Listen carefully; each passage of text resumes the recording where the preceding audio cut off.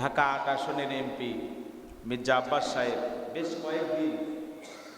কয়েক মাস হয়ে গেল তার অসুস্থতার খবর 2 মাস অতিক্রম করেছে। আমরা যতটুকু জানতে পেরেছি, হঠাৎ করে গতকালকে সোশ্যাল মিডিয়াতে তার একটি ছবি পোস্ট করে তার স্ত্রী, তার আত্মীয়স্বজন বলেছেন তিনি এখনো সুস্থ আছেন, ভালো আছেন, খুব অচিরেই দেশে ফিরবেন। হয়তো ভাই ঈদের আগে মির্জা আব্বাস সাহেব, বিএনপির এত বড় একজন নেতা, তিনি দেশে আসবেন। নাসির উদ্দিন পাটোয়ারি দোয়া চেয়েছেন পুরো দেশবাসী এবং বলেছেন যে আপনার অপেক্ষায় আপনার দলের নেতাকর্মী, প্রিয় দেশবাসী। তো সকলেই দোয়া করেছেন। একজন মানুষ যদি অসুস্থ হয় আমরা তার সুস্থতা কামনা করে আল্লাহর কাছে দোয়া করি। তো মির্জা আব্বাস সাহেব অসুস্থ ছিলেন দীর্ঘদিন, তার কোনো খোঁজ খবর পাওয়া যাচ্ছে না। অনেকেই বলতেছেন তার কি অবস্থা আমরা জানি না। তো গতকাল থেকে প্রচার করা হচ্ছে যে কুরবানির ঈদের আগেই হয়তোবা দেশে ফিরবেন মির্জা আব্বাস সাহেব সুস্থ হয়ে। আমরা দোয়া করি আল্লাহ পাক যেন তাকে সুস্থতা দান করেন। সকলে বলুন আমিন। আর একটু জোরে বলুন আমিন। তো সম্মানিত হাজরিন, আমি যে কথা বলতে চাচ্ছিলাম, এই সুস্থতা আল্লাহর দেয়া অনেক বড় নিয়ামত। যখন আমরা অসুস্থ হই তখন টের পাই যে সুস্থতা আল্লাহর দেয়া কত বড় নিয়ামত। এই জন্য সবসময় আমাদের জবান দিয়ে যেন আল্লাহ তাআলার প্রশংসা, আল্লাহ তাআলার কৃতজ্ঞতা আদায় করতে পারি, আল্লাহর শুকরগুজার বান্দা হতে পারি। সব সময় যেন সদা সর্বদাই আল্লাহর কৃতজ্ঞতা আদায় করতে পারি, আল্লাহর প্রশংসা আদায় করতে পারি। এমন দিন আল্লাহ আমাদেরকে দান করুন। সকলে বলুন আমিন। তাহলে আমরা সুস্থ হয়ে আমরা স্বাভাবিকভাবে হেঁটে হেঁটে আল্লাহর পাক মসজিদে আসতে পেরেছি, এই জন্য প্রশংসা হবে কার? একটু জবান ছেড়ে বলুন আলহামদুলিল্লাহ। তো মির্জা আব্বাস সাহেব অসুস্থ, তিনি ফিরে আসবেন, আমরা দোয়া করি। সারা দেশে যত মানুষ অসুস্থ, হাসপাতালের বেডে শুয়ে কাতরাইতেছেন, বাড়িতে বিছানায় শুয়ে কাতরাইতেছেন, আল্লাহ যেন সবাইকে শেফায়ে কামেলা আজেলা দান করেন। সকলে বলুন আমিন। আল্লাহ যেন মির্জা আব্বাস সাহেবকেও পরিপূর্ণ সুস্থতা দান করেন। আমাদের আত্মীয় স্বজন, পাড়া প্রতিবেশী যারা অসুস্থ, আল্লাহ তাদেরকেও যেন সুস্থতা দান করেন। সকলে বলুন আমিন। আমি যে কথা বলতে চাচ্ছিলাম, গভীর মনোযোগ দিয়ে কথাগুলো শুনবেন। যেহেতু সামনে আসতেছে আমাদের পবিত্র ঈদুল আজহা, কুরবানির ঈদ। আল্লাহ রাব্বুল আলামিন আমাদেরকে এই কুরবানি করাকে ওয়াজিব করে দিয়েছেন। কত টাকা থাকলে কুরবানি দিতে হবে, কুরবানি কাদের উপরে ওয়াজিব, কুরবানির হাতে যাওয়ার আগেই যে সমস্ত কথাগুলো আমাদেরকে শুনতে হবে, কুরবানির পশু ক্রয় করার আগেই। এই জন্য একটু আলোচনাটা আমরা আগে থেকেই শুরু করতেছি, যাতে আমাদের জন্য সহজ হয়, ইবাদতটা সঠিকভাবে আমরা করতে পারি। ইবাদতের ভিতরে যেন পরিষ্কার পরিচ্ছন্ন একটি মন নিয়ে আমরা যেন সামনের দিকে আগাইতে পারি, এই জন্য কথাগুলো আলোকপাত করা হচ্ছে। তো সম্মানিত উপস্থিতি, সম্মানিত হাজরিন, আমি যে কথা বলতে চাচ্ছিলাম, এই পৃথিবীর জমিনে সর্বপ্রথম কুরবানি দিয়েছিলেন 2 জন ভাই। কয়জন ভাই? 2 জন ভাই। একজনের নাম হাবিল আর একজনের নাম কাবিল। তারা ছিলেন আল্লাহর পয়গাম্বার, আমাদের আদি পিতা, পৃথিবীর প্রথম মানুষ, আমাদের বাবা আদম আলাইহিস সালামের সন্তান। সম্মানিত হাজিরিন, এই পৃথিবীর জমিনে 2 জন ভাই সর্বপ্রথম কোরবানি করেছিলেন। 2 জন ভাইয়ের উদ্দেশ্যই ছিল আল্লাহ তাআলার ওয়াদার মোতাবেক তাদের পিতা আদম আলাইহিস সালাম তাদেরকে আদেশ করলেন, তোমরা 2 ভাই কোরবানি করো। হাবিল যে কোরবানির পশুটা ক্রয় করেছিলেন, এটা ছিল মোটা তাজা, সুন্দর, হুষ্টপুষ্ট, দেখতে ভালো, চমৎকার। তার দিলের ভিতরে তামান্না ছিল, আমি কোরবানি দিতেছি আমার আল্লাহকে রাজি খুশি করার জন্য। তার নিয়তটা সহি ছিল, পরিষ্কার ছিল। এই জন্য তিনি আল্লাহকে রাজি খুশি করার জন্য কোরবানির পশুটা ক্রয় করেছেন। আপনি যে কোরবানি দেবেন, আজকে আপনার বাড়িতে গিয়ে আপনার পরিবারের সদস্যদেরকে নিয়ে আপনি পরামর্শ করবেন যে বছরে কি কুরবানি দেওয়া হয়, কুরবানিটা কেমন হবে।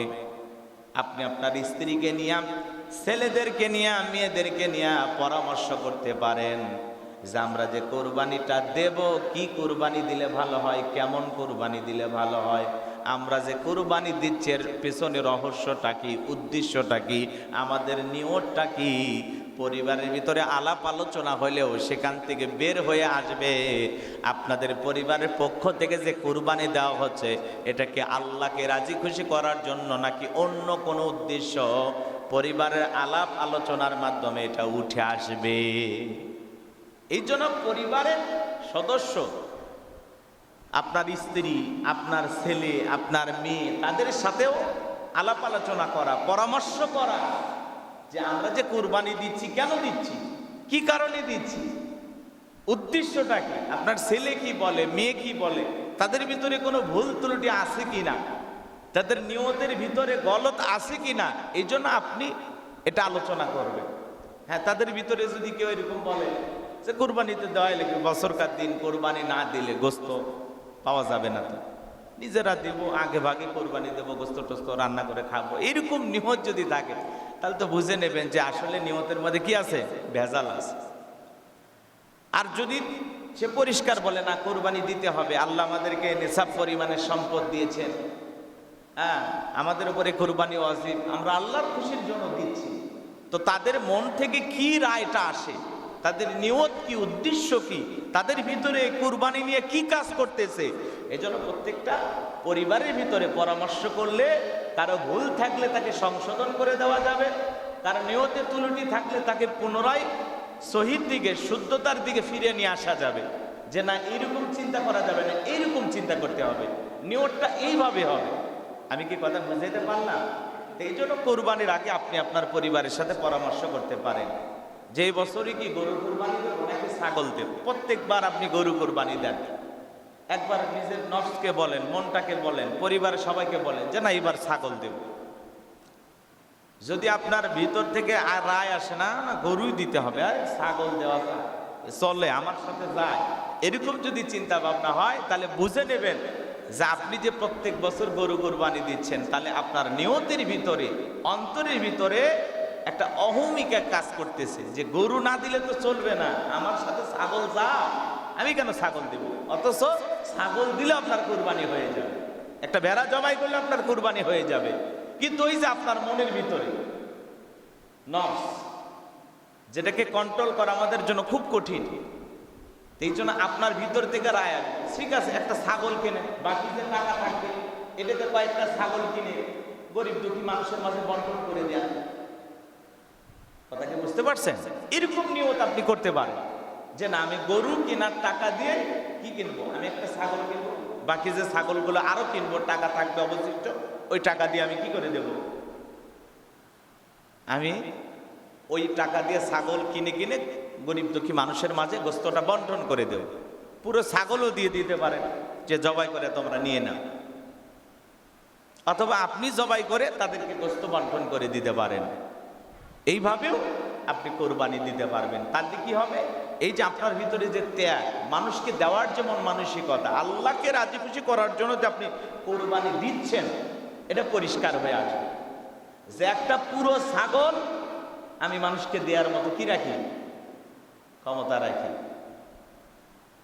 আমার মনের ভিতরে কোনো বিন্দু পরিমাণ এদিক সেদিক হবে না, আমি দিয়ে দেব, আমি তো আল্লাহর খুশির জন্য দিচ্ছি। কোরবানি মানে ত্যাগ করা, স্যাক্রিফাইস করা, এই যে ত্যাগ করার, যে কুরবানি করার যে একটা মন মানসিকতা, সেটা আমার ভিতরে আছে। আমি কোরবানি পশু কিনলাম অনেক টাকা দিয়ে কিনি, এই বছর আমি একটু কম দিয়ে কিনলাম, কিনে বাকি যে টাকাটা আছে, পাশে একটা মাদ্রাসা হচ্ছে, আমি সেখানে 20-30-50 হাজার টাকা দিয়ে দিলাম, আমি তো দেই।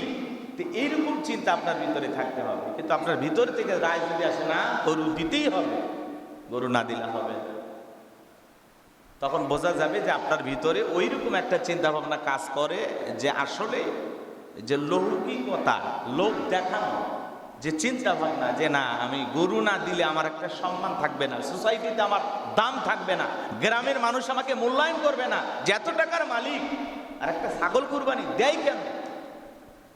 কিন্তু আপনি মাঝে মাঝে ছাগল দিয়ে আপনার নিজের যে নফস, এটাকে কন্ট্রোল করবেন, ওরে বলবেন যে আমি তো ছাগল দিলাম, আমি গরু দেই, যে টাকাটা আছে এটাতে আমি আরো কয়েকটা ছাগল কিনে মানুষকে দিয়ে দিলাম, ওই টাকাটা আমি অন্য জায়গায় দিয়ে দিলাম, একটা প্রতিবেশী অসুস্থ, চিকিৎসা হচ্ছে না, দিয়ে দেন, ওখানে গোপনে 20,000 টাকা দিয়ে দেন, 50,000 টাকা দিয়ে দেন, এটার নামও কোরবান। এই যে মন মানসিকতা, এই যে গোপনে মানুষকে দেয়া, এটার নামও কি কোরবান। এইরকম মন মানসিকতা আমাদের থাকতে হবে। আর আমরা খুঁজি কি কোরবানি গরু বড় হতে হবে, লক্ষ লক্ষ টাকা হতে হবে। এই জন্য তো কুরবানির দেখা গেল কুরবানি কেনার আগেই বাজারে চলে আসে কুরবানির পশুর কোনটা কত দাম। এই যে নওগাঁ বদলগাছিতে একটা গরু, নাম রাখছে গরুর সোনামানিক, 12 লক্ষ টাকা দাম চাইতেছে। 40 মণ ওজন হওয়ার একটা সম্ভাবনা আছে। 40 মণ ওজনের গরু চাইতেছে কত? 12 লক্ষ টাকা। তো এইভাবে সমাজের বুকে দেখবেন প্রায় নানান ধরনের নাম হবে। এই গরুর নাম সোনামানিক, আর একটা কালামানিক, বাদশাহ, রাজা, সুলতান, নানান ধরনের নাম দিয়া গরু বিক্রি হবে বাজারে। তা আমার উদ্দেশ্য কি? ওই সোনামানিক নওগাঁ থেকে 12 লক্ষ টাকা দিয়ে কিনবো। যেমন মিডিয়াতে তার নাম চলে আসছে, বিভিন্ন চ্যানেলে ভিডিও করে তার গরুর ছবি সহ ছেড়ে দেওয়া হচ্ছে যে এই মালিক এত টাকা চাইলো। আবার যে কিনবে তারও প্রচার হয়ে যাবে যে অবশেষে সোনামানিক বিক্রি হলো 12 লক্ষ টাকায়, 10 লক্ষ টাকা, 8 লক্ষ টাকায় বিক্রি হয়ে গেছে। কে কিনছে? বগুড়া বেজরা চকপাড়ার উমুক আব্দুর রহমান নাম, সে একজন ব্যবসায়ী, এত টাকার মালিক, সে তার পরিবারের জন্য এই গরুটা কিনছে। তাহলে কি হলো? ফাও ফাও একটা পাবলিসিটি হয়ে গেল, প্রচার প্রসার হয়ে গেল, কুরবানি দেওয়া হলো, পাশাপাশি নাম ফুটে গেল। এই যে অহমিকা আমাদের ভিতর থেকে দূর করতে হবে, এর নাম হলো কুরবানি। এই জন্য আল্লাহ রাব্বুল আলামিন পবিত্র কুরআনুল কারীমের ভিতরে স্পষ্ট করে জানিয়ে দিলেন, লাইয়ানালাল্লাহা লুহুমুহা ওয়ালা দিমাউহা ওয়ালাকিন ইয়ানালুহুত তাকওয়া মিনকুম। আল্লাহ রাব্বুল আলামিন জানিয়ে দিলেন, বান্দা, আমি আল্লাহর কাছে কুরবানির পশুর গোশত, রক্ত কোনো কিছু পৌঁছায় না, পৌঁছায় তোমাদের অন্তরের তাকওয়া। কত লাখ টাকা দিয়ে গরুটা কিনেছ? গ্রামের সেরা কুরবানি দিয়েছ নাকি বাংলাদেশের সবচাইতে বড় গরু কুরবানি দিয়েছ? আমি আল্লাহ ওইটা দেখি না, আমি আল্লাহ দেখি তোমার অন্তরের তাকওয়া। এই জন্য আল্লাহ স্পষ্ট জানিয়ে দিলেন, তোমার কুরবানির পশুর গোশত, রক্ত কোনো কিছু আমি আল্লাহর কাছে পৌঁছাই না, আমি আল্লাহর কাছে পৌঁছাই ওয়ালাকিন ইয়ানালুহুত তাকওয়া মিনকুম। তোমার যে তাকওয়া অন্তরে যেটা, এটা আমি আল্লাহর কাছে পৌঁছাই।